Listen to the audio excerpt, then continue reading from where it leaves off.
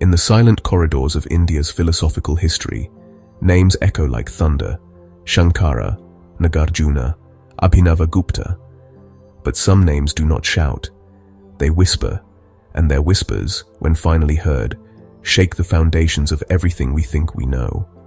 One such whisper is Ramakantha, a 10th century scholar, a theologian, a poet of metaphysics, a man who took the vast ocean of Śaiva Siddhānta and gave it structure, clarity, and vision.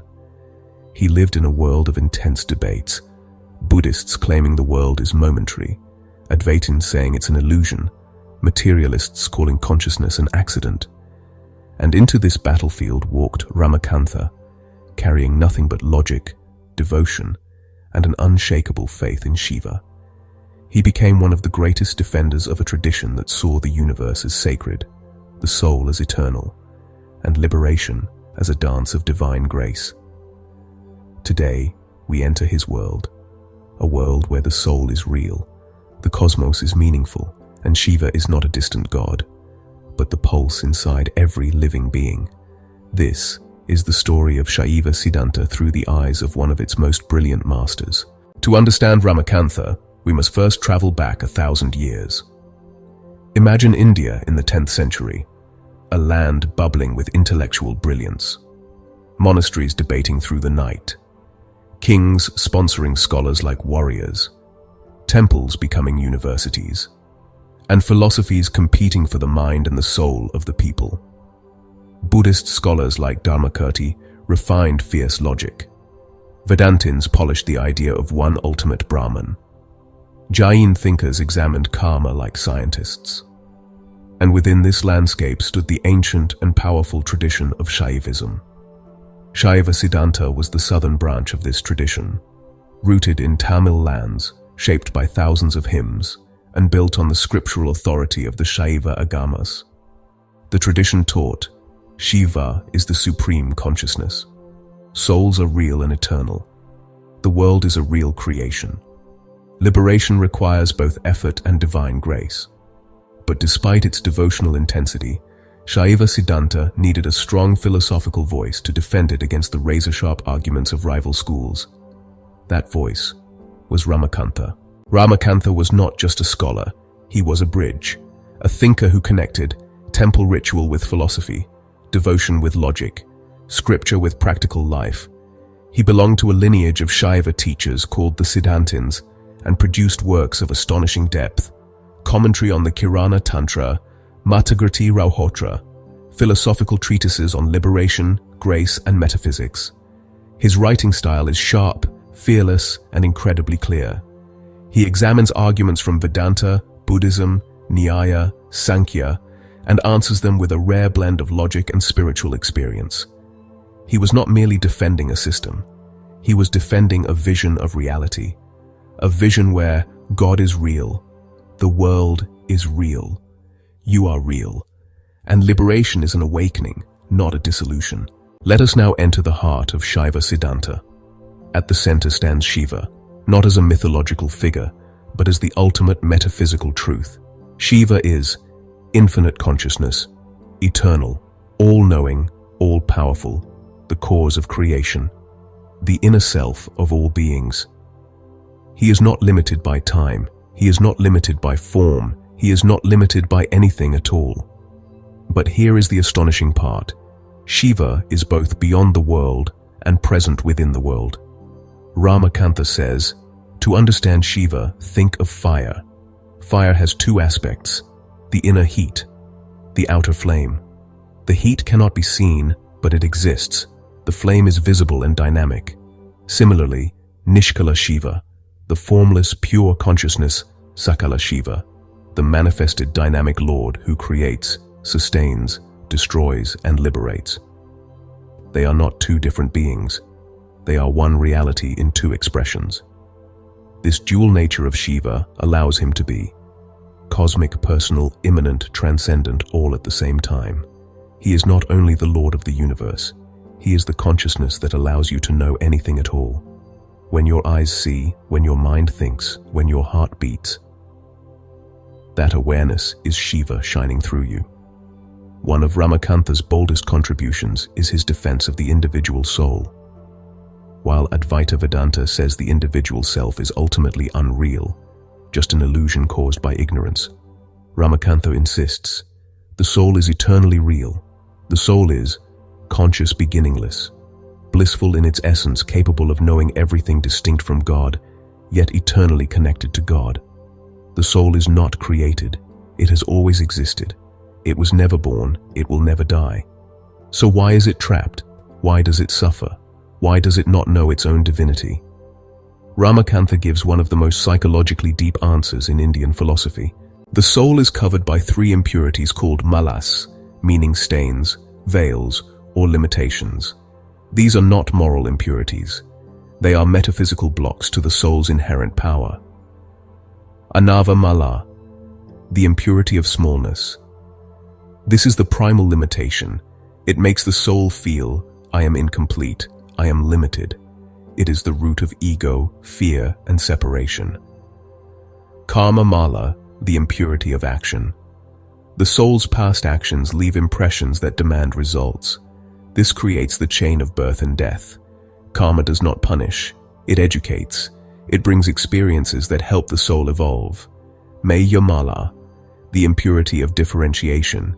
This impurity makes us see the world as divided, subject versus object, self versus other, sacred versus ordinary. It creates the illusion that multiplicity is the highest truth. The soul, thus trapped, forgets its own light. Ramakantha's model of liberation is elegant, precise, and deeply moving. There are three stages: the removal of impurities, through ethical living ritual, worship meditation, scriptural study, devotion to Shiva, the soul becomes purified. But purification is only a preparation. The descent of grace, Shaktipata, this is the most important step. Ramakantha insists, effort alone cannot liberate you. Grace is essential. Just as a locked door cannot open from the inside, the soul cannot break its own chains.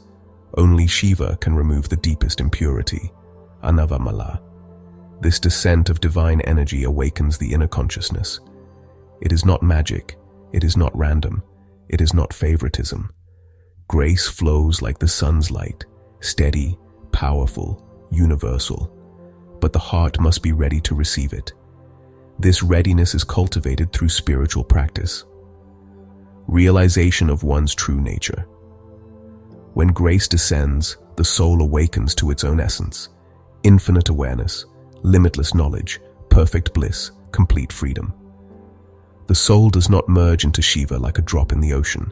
Instead, it unites with Shiva, the way a flame unites with a larger flame, becoming brighter, not erased. Liberation is expansion, not disappearance. One of the most revolutionary aspects of Śaiva Siddhānta is its view of the world. While Advaita Vedānta teaches that the world is Maya, an illusion, Ramakantha argues passionately, the world is real, the world is purposeful, the world is a sacred instrument of liberation. To call the world an illusion would be to call God's creation meaningless. Instead, the world is Shiva's expression. Matter is a valid category of reality. Time, space, body, and mind are all tools for spiritual evolution. Pain and pleasure are not punishments. They are lessons. Each experience pushes the soul toward growth. The universe is not an accident. It is a divine school. Ramakantha debated with fierce clarity. Against Buddhism, he argued, consciousness cannot be momentary. The soul cannot be a flicker. Continuity of memory, karma, and identity proves a stable self against Advaita Vedānta. He challenged, if individuality is illusion, what is the meaning of love? If all distinctions vanish in liberation, how can devotion exist? If the world is unreal, why does scripture insist on ethical living? Against Sāṅkhya, he argued, an unconscious cause cannot produce a conscious effect. Nature cannot create intelligence. Purusha alone is not enough. Divine will must be involved against materialists. He asked, how can dead matter produce consciousness? How can random atoms create morality, love, or beauty? Ramakantha's brilliance lies in his ability to hold both. Profound metaphysics, deep spiritual insight, logical rigor, and emotional warmth. He was a philosopher with a heart. For Ramakantha, the final goal is moksha, liberation. But this is not annihilation, nor is it merging into blankness. It is awakening, empowerment, expansion, participation in divine consciousness. The liberated soul perceives all simultaneously, knows everything, directly moves freely without karmic limitation, experiences unbroken bliss, exists in eternal union with Shiva. Not as Shiva himself, but as a free being in communion with the Supreme. It is a relationship, not an absorption. A meeting, not a dissolving. A dance, not a disappearance. Why should we study a 10th century philosopher today? Because Ramakantha answers the most modern questions. Who am I? A real, eternal, conscious soul. Is life meaningless?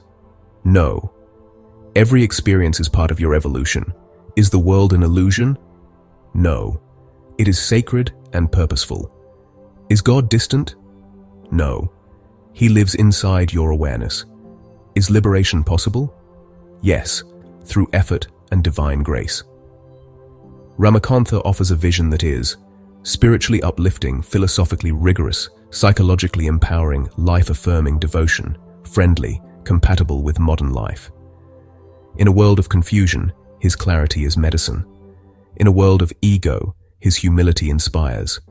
In a world of fragmentation, his vision unifies. Ramakantha gives us a universe where God is real, the soul is real, the world is real, bondage is temporary, grace is certain, liberation is inevitable. He shows us that spirituality is not escape, it is evolution, it is awakening, it is remembering who you truly are. In the end, every soul, no matter how lost, will one day return to its source. Not as a drop dissolving, but as a spark reuniting with an infinite fire. This is the promise of Śaiva Siddhānta. This is the vision of Ramakantha, and this is the destiny of every being, to rediscover its light, to break its chains, and to dance again in the freedom of Shiva.